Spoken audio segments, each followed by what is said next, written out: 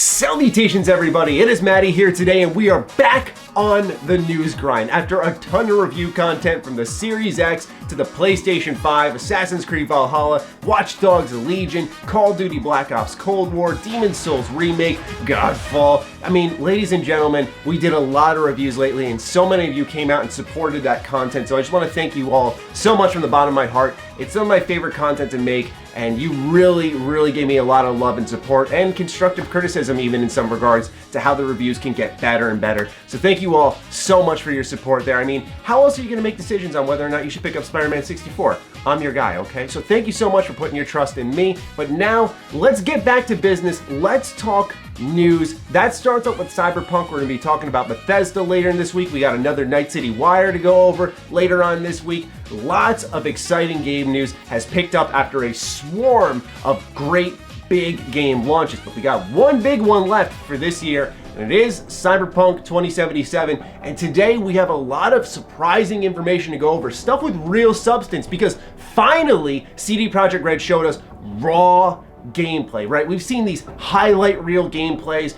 Finally, they actually just showed us, here's the game running on Xbox One X. Here's it running on Series X. Look and just enjoy the gameplay. So what more is there to say than thank you. Finally, here we are like a month out from the game and we're seeing a real updated build running. The game looks fantastic. We see a bunch of quests ongoing, a lot of combat skirmishes. I think the gunplay looks improved. A lot of people really hit on the Cyberpunk 2077 gunplay when it came to the 48-minute gameplay demo back in 2018, but I think now here in 2020 it looks a lot more sharp, a lot more responsive. Heck, you even see that an achievement pops up for this because the character threw a grenade back at the enemy, so now we know, hey, that's something you could do. But we see Johnny Silverhand here. I mean, it's all there. It looks fantastic. I'll be totally truthful with you all that I watched some of it, but then I realized, wait, we're so close. I'm just gonna tab through this here, okay?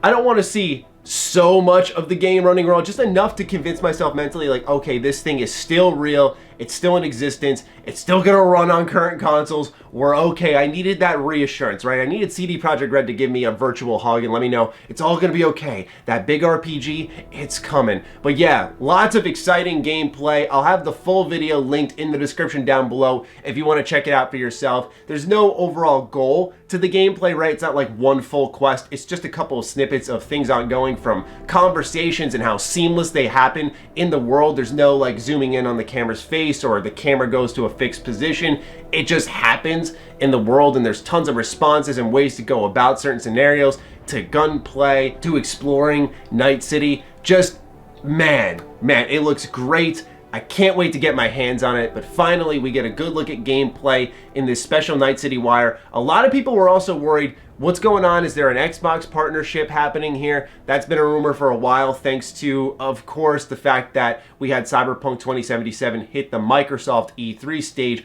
a while ago. But fret not, there was a press release confirming that there will be specific PlayStation gameplay for Cyberpunk 2077. I'm not sure if there was a reason why Xbox went first. Perhaps there is some form of a marketing deal there, but as it stands now, it looks like there's not favorites being played and that we will see later on, presumably after Night City Wire 5, some PlayStation gameplay so you can see what it's like running on the PlayStation 4 and the PlayStation 5, and it'll be very interesting to see that especially. But it looks like, at least on the Xbox series of systems for the One X and the Series X, things look strong.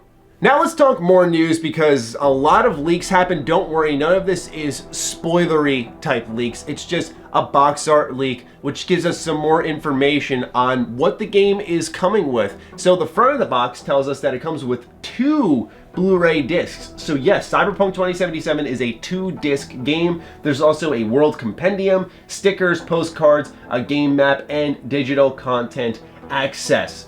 So the compendium, the world map, this should sound familiar if any of you purchased The Witcher 3 physically, whether it be recently for the Switch or even before that. The Witcher 3 came with a lot of physical goodies when it came out, and it's always nice to open that box and see all the good stuff in there. But I think the major talking point here for this video, of course, is going to be the fact that it's on 2 discs. I mean, this game is going to be gigantic. We're not sure if it's going to be like a install disc and then a play disc. That would probably make the most sense in my opinion. but that's how big this game is. And so it's just a testament to how much work they've put into it. But let's take a look at the back of the box as well. It says Night City changes everybody. Cyberpunk 2077 is an open world action adventure story set in Night City, a megapolis obsessed with power, glamour, and body modification. You play as V, a mercenary outlaw, going after a one-of-a-kind implant that is key to immortality.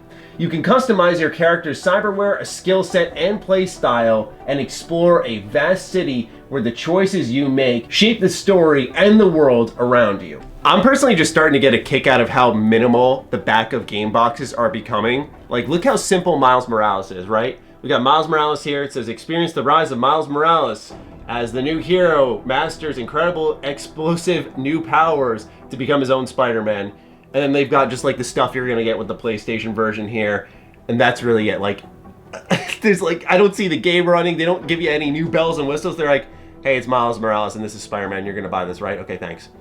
Kind of like a similar thing, although at least there's some form of details on the story with Cyberpunk. But if you don't know any better, it may not sound like something that, you know, is that different from what we've seen in the past. More news has to do with music, actually, and I thought that this was kind of strange because we're seeing tracks popping up that are going to be in the game world. You can listen to them in full, and that's awesome. That's not what I'm calling strange here, but it's more so that in one of the songs, Keanu Reeves is mentioned by name, and people are going, well, hold on. I know there is a degree of over cranking down on lore, at least that's my belief, is that, hey, sometimes we're going a little too hard here. Like, let's just let the team have fun. But there's actually a lore reason as to why Keanu Reeves was mentioned inside one of the songs, and here's what was said by a director at CD Projekt Red. Patrick writes, the Keanu Reeves lyric is lore-friendly. It is an in-universe cultural reference to Keanu Reeves, a little-known Collapse-era actor who bore an uncanny resemblance to Johnny Silverhand, and in the years following Johnny's disappearance was frequently mistaken for Johnny Silverhand. Look, it's one of those things like, oh, okay, whatever. Look, like, you know, I can't talk, right? Because at times I enjoy Fallout 76, but sometimes that game is a swift kick in the gut to anything lore friendly. So I get it. You know, sometimes you just got to justify what is a fun reference, a team having fun, because some people are going to be like, hey, this is not good for my game. Like, it's fine. It's fine. It's Keanu Reeves being name dropped. If it ties deeper into the story, I don't know. It's going to be a little weird, but we'll see, since there's some type of resemblance. But for those who don't know, the Collapse era was way earlier in the Cyberpunk universe, so it sort of makes sense. It's almost like representing, in a sense, like the our time when you really look at it. But yeah, it's strange, that's for sure. And of course, there is customization in Cyberpunk 2077 to an extreme detail that is borderline, for some, unnecessary, like your lower parts, we will say, are customizable. And now they're taking it a step further here. This comes from the German Facebook page for Cyberpunk 2077, where they write, did you know that gender can be chosen regardless of gender in our character editor? By the way, you can also choose the length of your nails or choose your tooth style. Freedom is important to us, not only in gameplay, but also in shaping your character. Okay, so this is awesome because it's such a weird attention to detail, but on the other end of the spectrum, if these little things are why the game is delayed, like, I know sometimes people go, oh, I'm wearing armor, why does it matter if I'm going to customize my character? Or, oh, the game's in first person, why does it matter I'm going to customize my character? But teeth we saw in Demon's Souls remake, and I have yet to have a point where I go, oh, I see my character's teeth and this plays into some type of immersion for me. I kind of almost forgot about it, and especially nails. So if this is any reason why the game continuously gets pushed back, it's a little head scratchy, but at the same time, I can see how this is almost like a play that they want to have pan out over time, where we talk about this game for years and years and we go, wow, it did this, and this, and you can even cut your nails, and you can even change your teeth, and it's, I guess, a crazy thing where they land the big things and even the teensy tiniest granular details. I find character creators overwhelming at times So for me, it's like, okay, I already have trouble picking out how my face is gonna look, my face tattoos, my scars, my implants, my hairstyle. That stuff I always get overwhelmed with because I just want to make the coolest looking character. And then now I gotta choose my teeth and my nails. It's like, okay, I'm feeling overwhelmed now.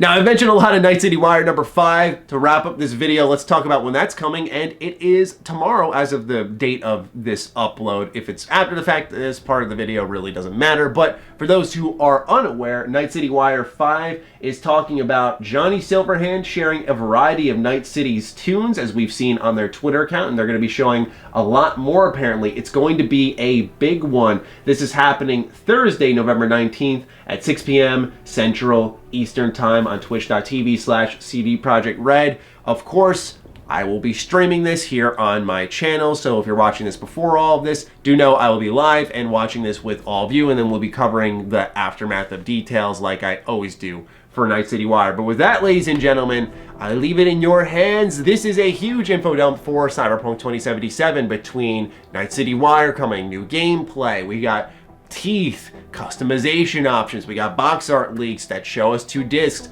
lots of exciting info. We're getting there, we're under a month away. Hopefully this time the release date sticks. But we shall see.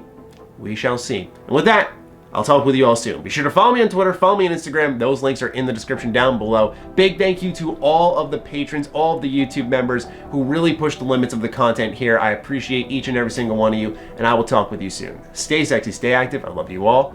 Peace.